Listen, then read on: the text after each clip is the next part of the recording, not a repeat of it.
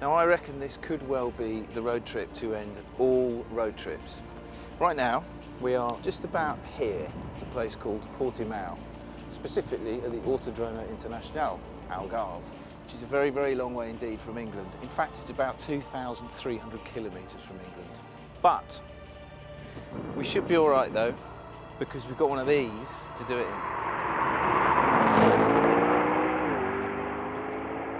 Right then, I've just been absolutely thrashed around Portimao circuit by one Jensen Button in the new McLaren.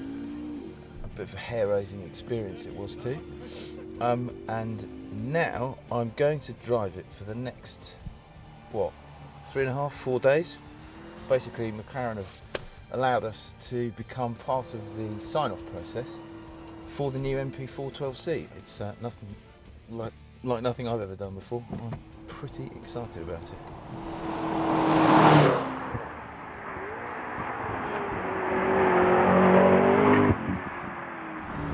I don't know where to start with this car. It's just amazing. I've been driving it for about half an hour, 40 minutes, just bumbling down the motorway in Portugal, minding my own business, which is not easy to do when you're in a McLaren and everybody wants to kind of take a photograph of it and waves at you, which is really nice actually. This car is just extraordinary to be in on a motorway.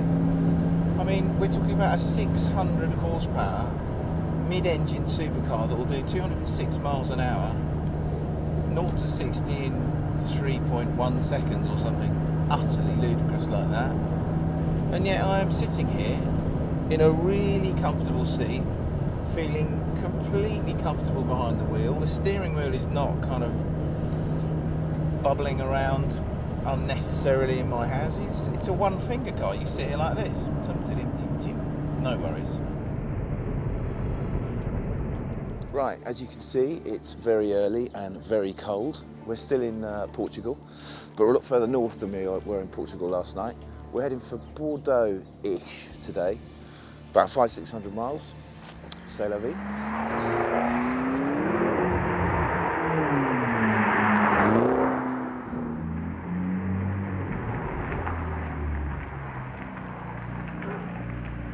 Voila. Right, this is the bit of car journalism that you don't necessarily get to see every day.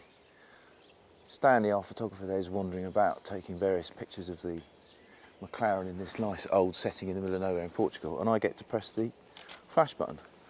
So what do we think of the way it looks?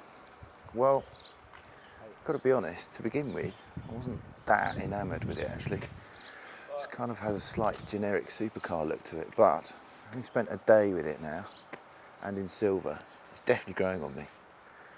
And it's really nicely proportioned. You put it in a place like this and all the locals come out and they can't believe what they're looking at. Yeah, it's definitely growing on me. I'm definitely liking it more.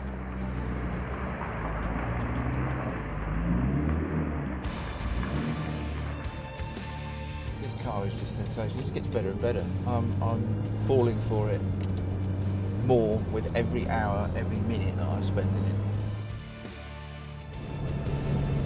Done just under 1,300 kilometres now. Still think it's fantastic, but the air conditioning's just packed up. That's what we're here for. To discover and report back gremlins before they get passed on to the customer.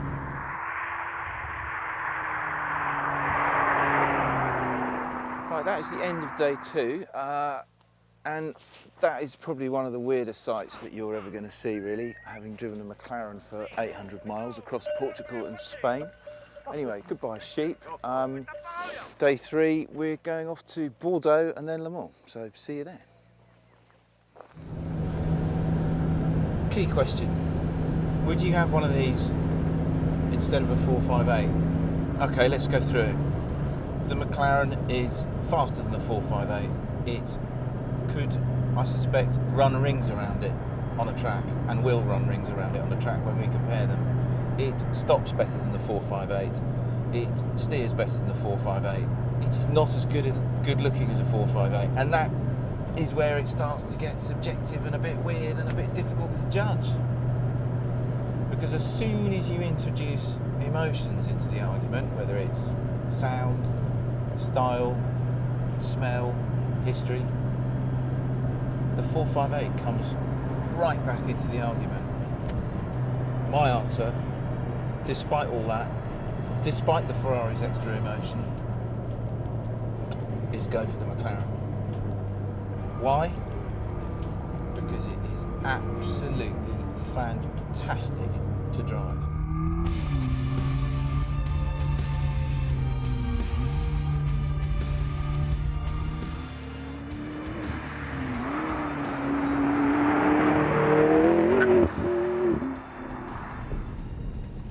Oh dear, there's a policeman on the other side of the toll and he's looking at me rather suspiciously. Oh no, I'm about to get rolled. Bonjour. Parlez français?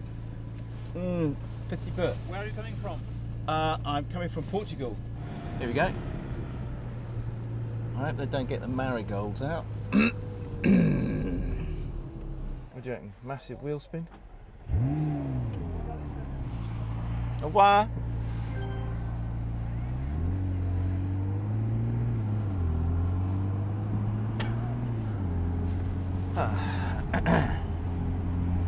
All they wanted to do was look at the car. Now then, that tells you a lot. They really liked it as well. That was great. That was superb.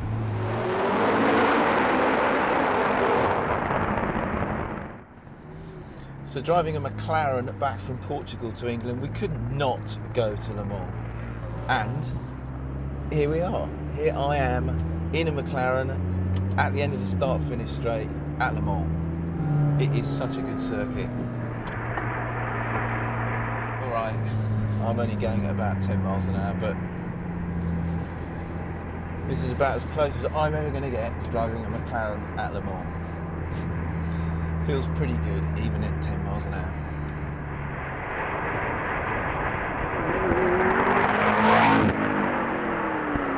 So, in the sign-off process, what's wrong? What are the niggles, if any, electronically? There's a little bit of a problem with this window. Oh, look, fault! The window won't go up. The engine start light, although they've turned it off now, basically because I thought it was a bit bright. You can't really tell in the daylight, but at night time it was absolutely like having a kind of laser beam being shone into your eyes, I thought. So they've turned that off, which is good. They've listened. I don't know whether that'll happen on a production car. I also don't find the electric seats, the switches for the electric seats, I just don't find them very intuitive. Well, that's it. We made it. We're at the tunnel. 2,410 kilometres after setting off 3.5 days ago in the new McLaren MP4-12C. We've made it from Portugal to the coast. I'm gutted, actually. I'm absolutely gutted that this is over, finished. I'm never going to do anything like this ever again, I don't think. It's such a privilege to have been invited to do it by McLaren. So thank you very much indeed, McLaren. Thank you for anyone else that's basically been listening as we've been going along. Wow, quite sad actually, but you know what the best thing is? This car is just brilliant, amazing. I really do think this is the best car I've ever driven. And the best thing of all is, it's British.